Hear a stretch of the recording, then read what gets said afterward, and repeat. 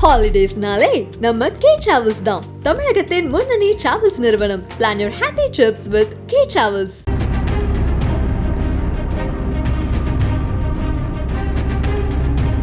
அன்பிற்கும் மரியாதைக்குரிய தமிழ் திரையுலகின் பல சாதனைகள் படைத்த என் ஆருயிர் சகோதரர், இயக்குனர், தயாரிப்பாளர், திரையரங்க உரிமையாளர், சிறந்த விநியோகஸ்தர் என்று பன்முகம் கொண்ட என்னுடைய ஆருயிர் நண்பர் KR அவர்களே, என் அருமை தம்பி நடிகர், தயாரிப்பாளர் PL தேனப்பன் அவர்களே, பல வெற்றி படங்களை தந்த என் ஆருயிர் சகோதரர் உதயகுமார் அவர்களே, பேரரசு அவர்களே, மிகச்சிறந்த கவிஞர் என் அருமை தம்பி சிநேகன் அவர்களே, மற்றும் இந்த படத்திலே பங்கு பெற்றிருக்கிற கலைஞர்கள், தொழில்நுட்ப கலைஞர்கள் எல்லோரையும் நான் வரவேற்று வாழ்த்துகிறேன். இது என்னுடைய சொந்த படம் மாதிரி. என்னுடைய மட்டும் KR தேனப்ப எல்லாருமே மேடையில் இருக்க அத்தனை பேரும் நீங்களும் அந்த சொந்தத்தோடு தான் வந்து வாழ்த்த வந்திருக்கீங்க.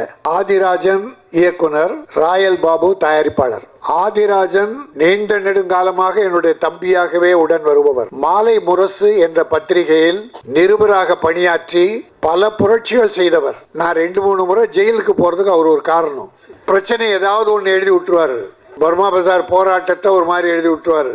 அது நம்ம அங்க அது நல்ல விஷயம். நல்லது செய்யும் போது ஜெயிலுக்கு போறதுன்னு தியாகம். அப்படி இந்த திரையுலக என்னுடைய KR தான் திரையுலக அத்தனை பேரை ஒன்று சேர்த்து இந்த ஏராம் பிரச்சனை, பர்மா பஜார் என்னை அரெஸ்ட் பண்ண 50 போலீஸை போட்டார் கமிஷனர்.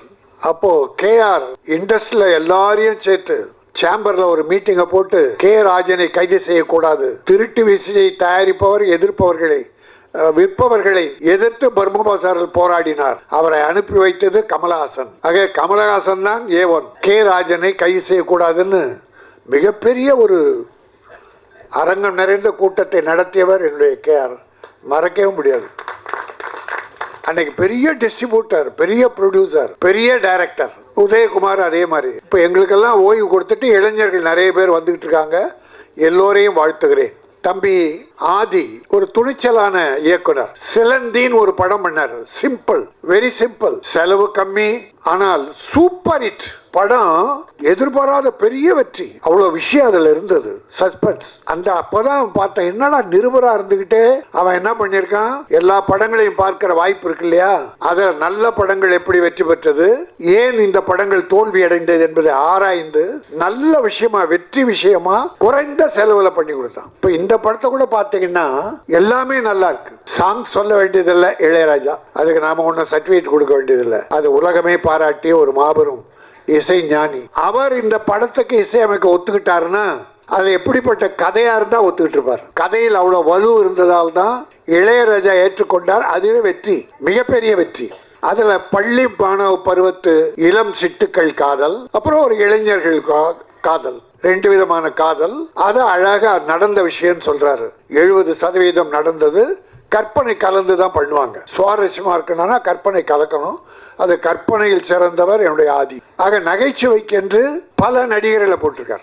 எல்லாரையும் நிறைவா போட்டிருக்கார். ஆகவே இந்த படம் மிகப்பெரிய வெற்றி படம் என்பதிலே எந்த சந்தேகமும் இல்லை. அதிலும் அனுபவமிக்க KR தேனப்பன், உதயகுமார், பேரரசு போன்ற அத்தனை பேருமே உளம் நிறைந்து எங்கள் ஆழ்மனதிலிருந்து வாழ்த்து வந்திருக்கிறோம். ஆக இந்த படம் என்ன மரியாதை கட்ட டைட்டில், நினைவெல்லாம் நீயடா டேய், நினைவெல்லாம் நீயடா. அவ்வளவு லவ், அவ்வளவு நெருங்கிய லவ், ஆத்மார்த்தமான லவ். அந்த காதல் நிறைந்தவங்களை தான் வாடா போடான்னு இந்த காலத்துல புருஷன் பொண்டாட்டியே வாடா போடான்னுங்கிறாங்க. பொண்டாட்டி தாராளமா டேய் வாடான்றாங்க. அவ்வளோ பழகிட்டாங்க போட்டு. அப்பாவே வாடா, அதான் மரியாதை கெட்ட காலம். சரி, நல்லா இருக்கட்டும். இது இந்த காதலுடைய அழுத்தத்தை, நெருக்கத்தை காட்டுகிற ஒரு டைட்டில், நினைவெல்லாம் நீயடா. இது மக்களின் மனதில் நினைந்து நிற்க வேண்டும். நிச்சயம் இருக்கும். ஒரு அருமையா ரொம்ப நாளத்துக்கு அப்புறம் அந்த பிள்ளைகளை பார்க்கும்போது, இந்த லவ்வர்ஸ் 2 பசங்க, பள்ளி பருவத்து பிள்ளைங்க பேசிட்டு போனாங்களே, நல்லாவும் பேசுறாங்க, நல்லா பேசுறாங்க.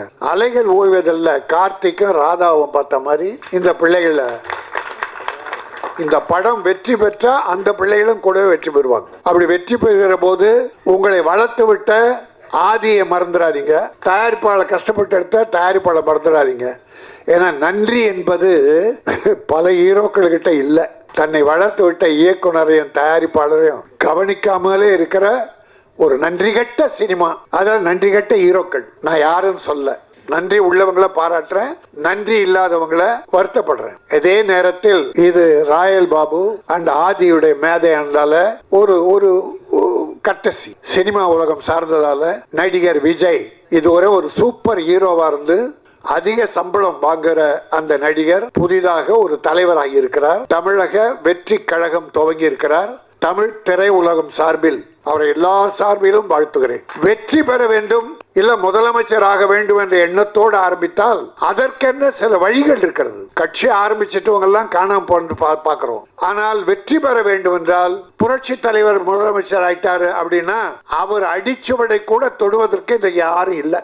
அவர் எப்படி இருந்தார்? காங்கிரஸ்ல இருந்தார் முதல்ல, பிறகு திமுக வந்தார். திமுகவில் உழைத்தார், மக்களை சந்தித்தார், இறங்கி கிராமம் எல்லாம் போனார், மக்களோடு மக்களாக வாழ்ந்தார். அண்ணா சொன்னார், ஒரு கனி என் மடியிலே விழுந்தது, அதை என் இதயத்திலே வைத்துக் கொண்டே, அதுதான் இதய கனி எம்ஜிஆர் என்றார். ஆக அந்த அளவுக்கு எம்ஜிஆர் தன்னுடைய வருவாயை வாழ்வை ஏழை மக்களுக்காக அர்ப்பணித்தார். காரணம், அவர் சிறு வயதிலே சாப்பாட்டுக்கும் கஷ்டப்பட்டார். அந்த கஷ்டம் ஏழைகள் படக்கூடாது என்று அவர் பாடுபட்டார். நான் தம்பி விஜய்க்கு சொல்லுவேன், நீங்கள் வெற்றி பெற வேண்டும். ஆனால் எம்ஜிஆர் செய்ததிலே ஒரு 15% அல்ல 20% தொண்டு செய்யுங்கள், இறங்கி வாருங்கள், மக்களோடு பழகுங்கள். மேடையில் இருந்து கொண்டு புஷி ஆனந்தை அறிக்கை விட சொன்னால் மக்கள் ஏற்றுக்கொள்ள மாட்டார்கள். இனிமேல் அப்படி இருக்கக்கூடாது. இறங்கி வர நல்லதுக்காக தான் சொல்றேன். ஆரம்பிச்சிட்டார். அதனால் நம்பில் ஒருவர். அதுக்கு முன்னால ஒரு கட்டிய கோட்டையாக திமுக இருக்கு. இன்னைக்கு தாய்மார்களுக்கெல்லாம் ஏராளமா நல உதவிகள் பண்ணிட்டு இருக்காரு, நல்ல காரியம் பண்ணியிருக்கார். தொழில் அதிபர்களை ஈர்ப்பதற்காக முதலீட்டு இருக்க பிரான்ஸ்ல இருக்கார். இப்போ கோவாவில் துபாய் போனார். அப்படி ஒரு முதலமைச்சர் இருக்கார். அதிமுக ஒரு கட்சியும் சிறப்பாக நடத்தினார்கள். யாரையும் குறை சொல்ல முடியாது. பாரதிய ஜனதா என்று வளர துடிக்கிறது. அருமை சகோதரர் திருமாவளவன் ஒரு நல்ல தலைவர். வைகோ, சீமான், கம்யூனிஸ்டுகள் அற்புதமான கட்சிகள். காங்கிரஸ், இவ்வளவு கட்சிகள் இருக்கு. நீண்ட நெடுங்கால வரலாறு படைத்த கட்சி. இதுக்கிடையில விஜய் ஆரம்பிச்சிருக்கீங்க, தப்பில்லை. இனிமேல் நீங்கள் எப்படி நடந்து கொள்ள போகிறீர்கள், என்ன கொள்கை வகுக்க போகிறீர்கள், மக்களிடத்து அதை எப்படி சேர்க்க போகிறீர்கள் என்பதை வைத்து மக்களின் ஆதரவை பெருகினால் நீங்கள் வெற்றி பெறுவீர்கள். எல்லாம் உங்க கையில் தான் இனிமே இருக்குது. யாரையும் நம்பி விட்டுறாதீங்க, நேரடியா வாங்க. தலைவர் காமராஜ், அம்பேத்கர், பெரியாரை படியுங்கள் என்று ஒரு அறிக்கை சொன்னீர்கள். நான் இன்னொன்றும் உங்களுக்கு சொல்லுகிறேன். பேரறிஞர் அண்ணாவை படியுங்கள், டாக்டர் கலைஞரை படியுங்கள், புரட்சி தலைவர் எம்ஜிஆரை படியுங்கள். இதையே சேர்த்து படியுங்க.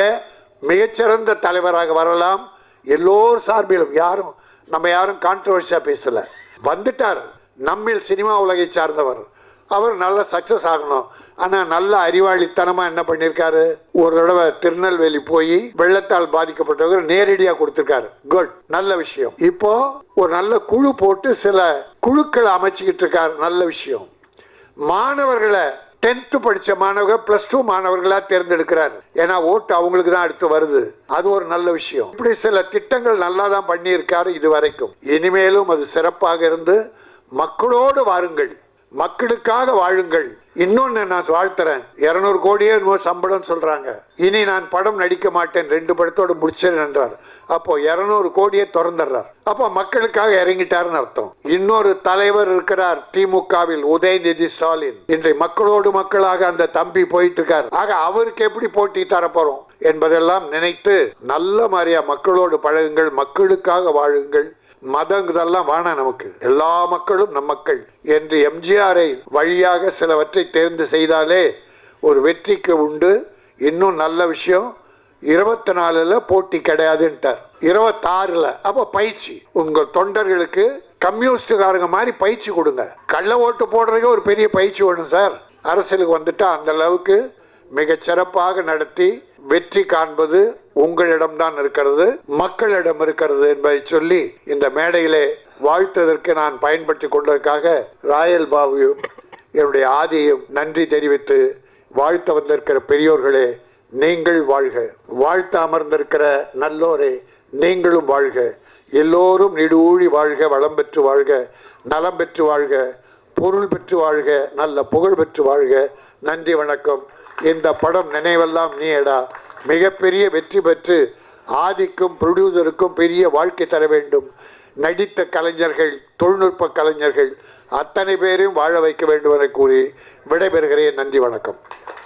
ஹாலிடேஸ்னாலே நம்ம கே டிராவல்ஸ் தான். தமிழகத்தின் முன்னணி டிராவல்ஸ் நிறுவனம். Plan your happy trips with K Travels.